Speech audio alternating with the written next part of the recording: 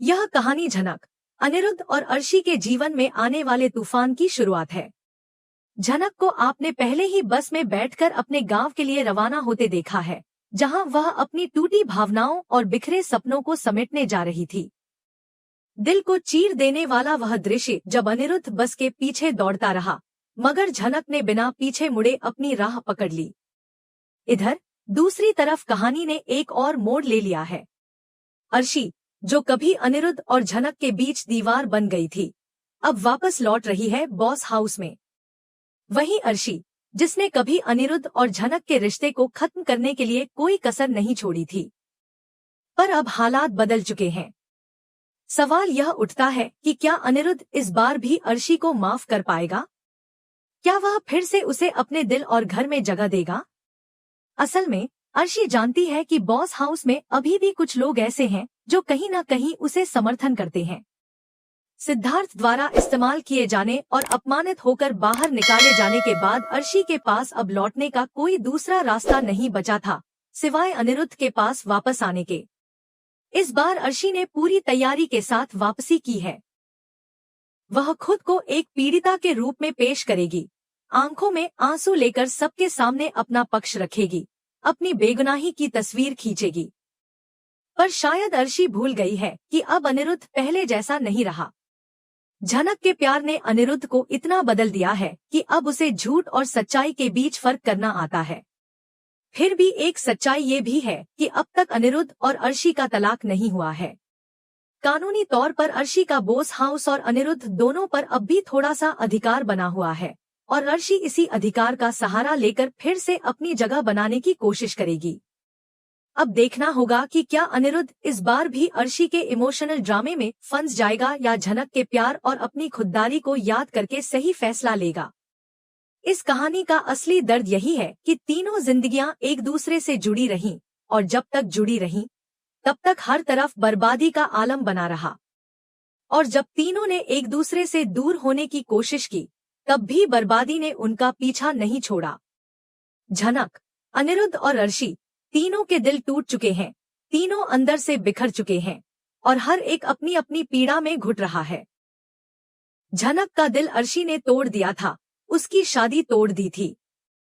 अनिरुद्ध और झनक दोनों ही एक दूसरे के लिए तड़पते हुए नजर आ रहे हैं, लेकिन दोनों ही अपनी मजबूरियों और परिस्थितियों के आगे बेबस भी हैं।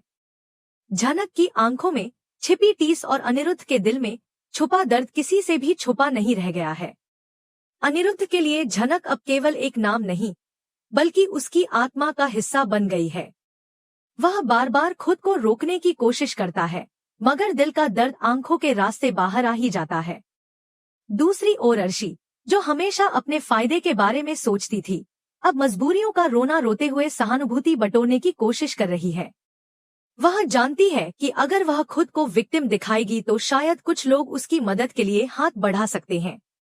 मगर अनिरुद्ध अब पहले वाला अनिरुद्ध नहीं रहा। अब उसके भीतर सच्चाई को पहचानने की एक नई ताकत आ गई है, जो झनक ने उसमें बोई है। अर्शी के लिए यह समय बेहद कठिन है, क्योंकि न तो उसके पास अब कोई अपना बचा है और न ही उसका घमंड उसे संभालने दे रहा है। सिद्धार्थ ने उसे इस्तेमाल कर फेंक दिया, और समाज भी अब उसे शक की निगाह से देखने लगा है। ऐसे में उसका अंतिम सहारा बस अनिरुद्ध ही बचा है। लेकिन क्या अनिरुद्ध भी उसे फिर से अपनाएगा?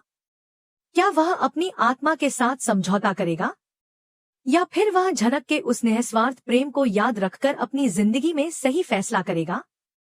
इन सवालों के जवाब अभी वक्त के गर्भ में छुपे हैं। मगर एक बात तय है कि अब की बार फैसला आसान नहीं होने वाला। झनक अपनी नई जिंदगी की शुरुआत करने की कोशिश में लगी है, मगर उसका दिल अब भी पीछे कहीं अनिरुद्ध के पास अटका हुआ है। हर लम्हा उसे अनिरुद्ध की याद दिलाता है, हर रास्ता उसे उसी मोड़ पर ले आता है जहां से वह अनिरुद्ध से अलग हुई थी। उधर अनिरुद्ध भी चैन से नहीं है। वह झनक की कमी को हर पल महसूस कर रहा है। उसके बिना उसकी जिंदगी अधूरी लगने लगी है। लेकिन मजबूरियों का जाल ऐसा बिछा है कि दोनों चाहकर भी एक दूसरे तक नहीं पहुंच पा रहे। अर्शी इस स्थिति का फायदा उठाना चाहती है। वह चाहती है कि अनिरुद्ध उसके आंसुओं पर भरोसा करे और फिर से उसे अपना ले। पर इस बार अनिरुद्ध का दिल सिर्फ भावना से नहीं, समझदारी से भी काम करेगा। वह जानता है कि झनक के बिना उसका जीवन अधूरा है और अर्शी के लौटने से उसकी तकलीफें ही बढ़ेंगी। झनक ने उसे सिखाया है कि खुद से प्यार करना भी जरूरी है, अपने आत्मसम्मान को बनाए रखना भी जरूरी है। अर्शी का लौटना सिर्फ जख्मों को फिर से हरा करना होगा और अनिरुद्ध अब दोबारा वही गलती नहीं दोहराना चाहता।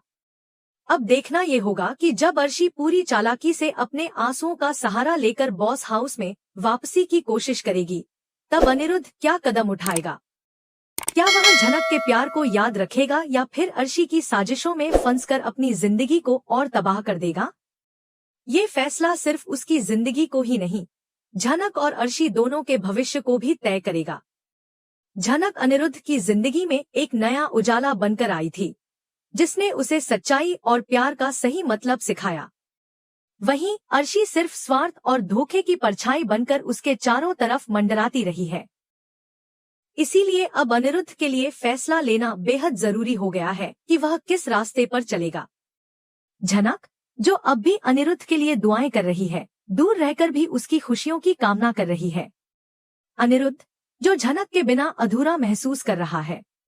और अर्शी, जो किसी भी तरह से अपने मकसद को पूरा करना चाहती है। तीनों की तड़प, तीनों की पीड़ा, तीनों की अधूरी कहानियां अब एक बार फिर एक मोड़ पर आकर खड़ी हो गई हैं, जहां से आगे का रास्ता बहुत कुछ बदल सकता है। अगर अनिरुद्ध की बात करें तो वह झनक को रोकना चाहता था, उसने उसके पीछे दौड़ भी लगाई थी, पर इस बार झनक ने बिना किसी के रोके खुद को अलग कर लिया। उस दर्द को खुद में समेटते हुए वह आगे बढ़ गई, बिना पीछे मुड़े। कहते हैं ना कि जब आप किसी की खुशियों को बर्बाद करते हैं तो आखिरकार आपकी अपनी खुशियां भी बर्बाद होकर रह जाती हैं। यही अब अर्शी के साथ हो रहा है। अर्शी ने अपनी लालच और स्वार्थ के चलते खुद ही अपनी दुनिया को बर्बादी की ओर धकेल दिया। सिद्धार्थ, जिस पर अर्शी ने अपना दांव खेला था, उसी ने उसे न केवल छोड़ दिया बल्कि उसकी सरेआम बेइज्जती भी कर दी।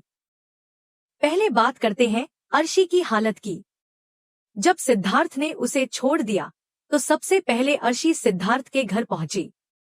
उसे उम्मीद थी कि शायद सिद्धार्थ उसे माफ कर लेगा या एक बार फिर उसे अपने जीवन में शामिल कर लेगा, लेकिन वहां उसे सिर्फ शर्मिंदगी मिली।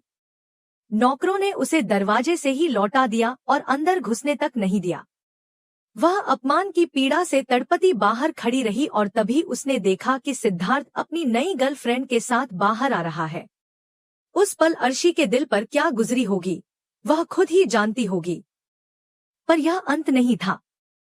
इसके बाद अर्शी एयरपोर्ट पहुंचती है, जहां उसे एक और बड़ा झटका मिलता है।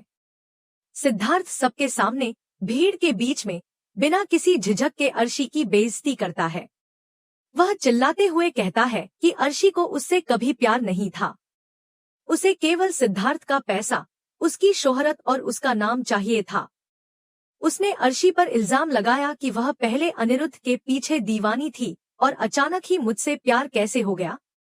सिद्धार्थ ने कहा कि अर्शी ने सबको धोखा दिया है, सबको बेवकूफ बनाया है, पर वह खुद अब उसके जाल में नहीं फंसने वाला। सिद्धार्थ के इन तीखे और कड़वे शब्दों ने अर्शी की दुनिया को पूरी तरह से बर्बाद कर दिया। वह सड़क पर बैठकर फूट फूट कर रोने लगी। उस दृश्य ने झनक के फैंस के दिलों को एक तरह का सुकून भी दिया कि आखिरकार अर्शी को उसकी करतूतों की सजा मिल गई। उसे वही मिला जो उसने दूसरों के साथ किया था। मगर यह केवल शुरुआत थी उसकी गिरती हालत की। अर्शी का घमंड, उसकी चालाकी और उसका झूठ अब उसके खिलाफ सबसे बड़ा हथियार बन चुके थे। अब आते हैं अनिरुद्ध पर। अनिरुद्ध इस समय खुद को कोसने में लगा है। वह बार बार खुद से सवाल करता है कि उसने क्यों झनक की बातें नहीं मानी। झनक ने तो पहले ही चेतावनी दी थी कि अर्शी पर भरोसा करना भारी पड़ सकता है। उसने साफ साफ कहा था कि अनिरुद्ध को अर्शी से जल्द तलाक ले लेना चाहिए, क्योंकि अर्शी आखिरी पल में कुछ भी कर सकती है। लेकिन अनिरुद्ध ने झनक की उस वक्त की बातें नजरअंदाज कर दी और वही हुआ जिसका डर था। अर्शी ने सिद्धार्थ का साथ दे दिया और आखिरकार सिद्धार्थ ने ही उसे धोखा दे दिया। अनिरुद्ध अब पछतावे में डूबा हुआ है। उसका दिल बार बार झनक को पुकारता है। उसे लगता है कि काश उसने झनक की बात मानी होती तो आज उसकी जिंदगी इतनी बर्बाद न होती। लेकिन पछतावे का कोई फायदा नहीं था। अब वह जान चुका है कि उसके फैसलों की कीमत उसे ही चुकानी पड़ेगी। झनक की बात करें तो वह अब अपने जीवन में आगे बढ़ने की कोशिश कर रही है। वह अब अकेली नहीं है, उसकी जिंदगी में उसकी बच्ची का साथ है। नई प्रोमो में हमें गौरव शर्मा की झलक देखने को मिली थी, जो अब कहानी में प्रवेश कर चुका है। गौरव झनक के लिए एक बड़े भाई की तरह बनेगा। वह उसकी देखभाल करेगा, उसकी रक्षा करेगा और उसे एक नई जिंदगी देने की कोशिश करेगा। गौरव का किरदार झनक के जीवन में स्थिरता और सुरक्षा की भावना लेकर आएगा, जो उसे अब तक किसी से नहीं मिली थी। कहानी अब एक और दिलचस्प मोड़ लेने जा रही है। जब अर्शी को यह पता चलेगा कि झनक के पास उसकी बच्ची है, तब उसकी हालत और भी बिगड़ जाएगी। अर्शी, जो अपनी खोई हुई जिंदगी को वापस पाना चाहती है, अब झनक की जिंदगी में फिर से जहर घोलने की कोशिश करेगी। उसके लिए बच्ची सिर्फ अपनी खोई हुई ताकत वापस पाने का एक जरिया होगी।